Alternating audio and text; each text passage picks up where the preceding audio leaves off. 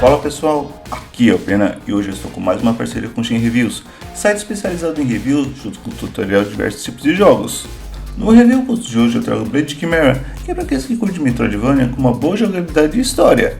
O jogo foi produzido pela Teenage Bug, mesma produtora do jogo do Record of Lawless War e Draenus, enquanto a publicação ficou a cargo da Playism, responsável pelos jogos como Momodora e Astral Bridge. Eu fiz o review dele no Shin Reviews, o link está na descrição, dá uma olhada lá. E aproveitando, no canal também temos reviews de outros jogos das empresas, os links também estão na descrição.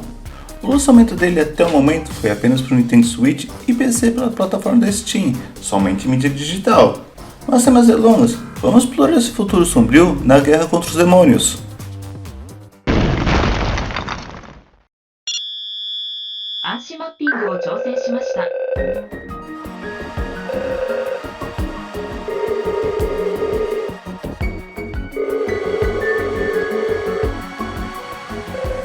No futuro não muito distante, o mundo encontra-se em guerra contra os demônios que atacam os humanos sem nenhuma descrição, causando o colapso de vários países. Nisso, a Holy Union encabeça esse combate, controlando tecnologia de ponta e guiando religiosamente a população. Nesse cenário, controlamos Shin, um caçador de demônios sem memórias que, após certos eventos, ele cria uma ligação com Lux, um demônio etéreo com poderes que podem afetar o tempo e espaço nas condições certas. A partir daí, as verdades sobre esse conflito e sobre o mundo em si começam a aparecer aos poucos, mostrando um outro lado de todos esses eventos. Esse é o primeiro Metroidvania da empresa, que usa uma história original, que se desenvolve bem durante a campanha e tem várias reviravoltas interessantes, segurando bem a atenção do jogador durante todo o jogo.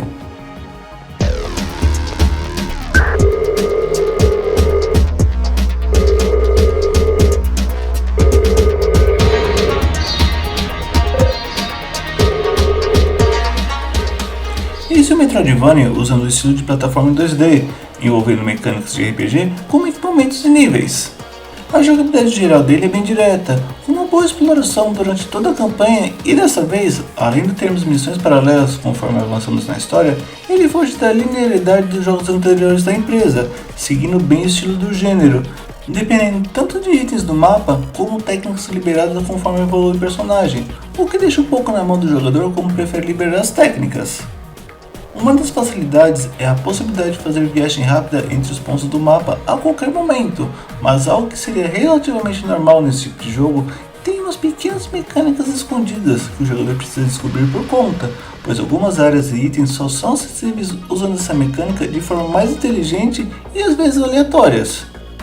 Os combates agradam bastante, mesmo que não tenhamos uma variedade tão grande de equipamentos, para a proposta de permitir uma certa liberdade para o jogador ele ajuda bastante, pois aqui podemos misturar o uso de armas brancas em conjunto com as de fogo sem se preocupar com balas ou uso limitado delas, além de permitir certos combos com elas.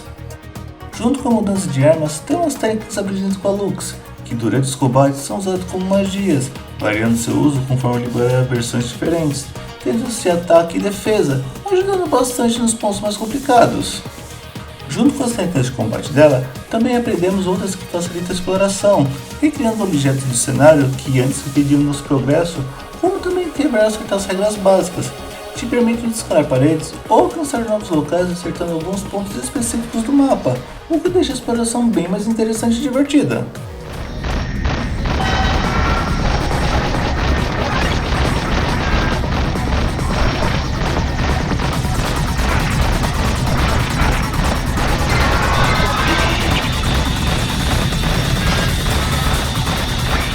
Assim como os outros jogos da empresa, os gráficos aqui são todos em pixel arts, bem detalhados e com excelente movimentação dos sprites do Shin e dos inimigos, mesmo os menores deles, agradando bastante quem curte esse tipo de arte.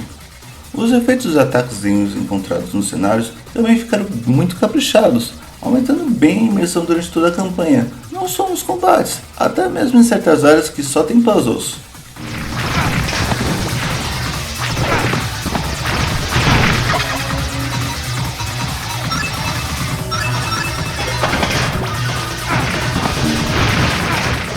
Apesar dos gráficos com pixel art, não foram usados chipdesigns aqui. As músicas e efeitos sonoros agradam bastante durante a partida, segurando bem o clima da campanha, mas nenhuma delas deixa uma marca ao ponto de lembrar delas depois de sair do jogo. Como já é de se esperar, não temos dublagem no jogo. Não é algo que atrapalha na diversão da jogatina, mas é sempre bom avisar para aqueles que fazem questão disso nos jogos.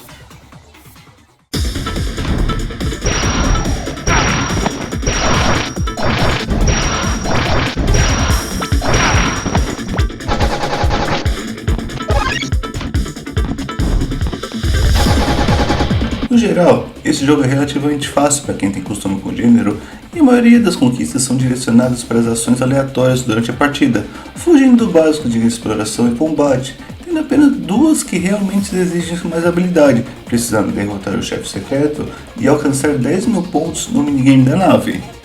Em resumo, Blade Chimera traz um bom Metroidvania com alguns elementos de RPG e algumas mecânicas interessantes na sua exploração. A base do jogo continua o mesmo que vimos nos jogos do Turbo e do Lotus War, mas dessa vez com uma exploração mais ampla e menos linear, abrindo mais possibilidades conforme liberamos as técnicas e avançamos a campanha, junto com os especiais da Lux, melhorando bem a dinâmica do jogo. A arte do jogo ficou muito boa, toda em pixel art com vários detalhes nos sprites e cenários, enquanto as músicas mantêm bem o clima do jogo, mas nenhuma marcante o suficiente para lembrar depois da jogatina, e a falta de dublagem pode incomodar os jogadores mais novos que fazem questão disso nos jogos. Mesmo sendo o primeiro Metroidvania totalmente original, sem usar franquias já conhecidas, a história e a ambientação da campanha ficou muito boa, mostrando que eles têm criatividade para criar tramas interessantes do zero, segurando bem o jogador durante toda a partida. No geral, se você gosta de Metroidvanias com uma boa exploração ou dos jogos da Team Ladybug, pode jogá-los sem medo, que irá curtir bastante o jogo. Gostou do vídeo? Tem alguma dúvida?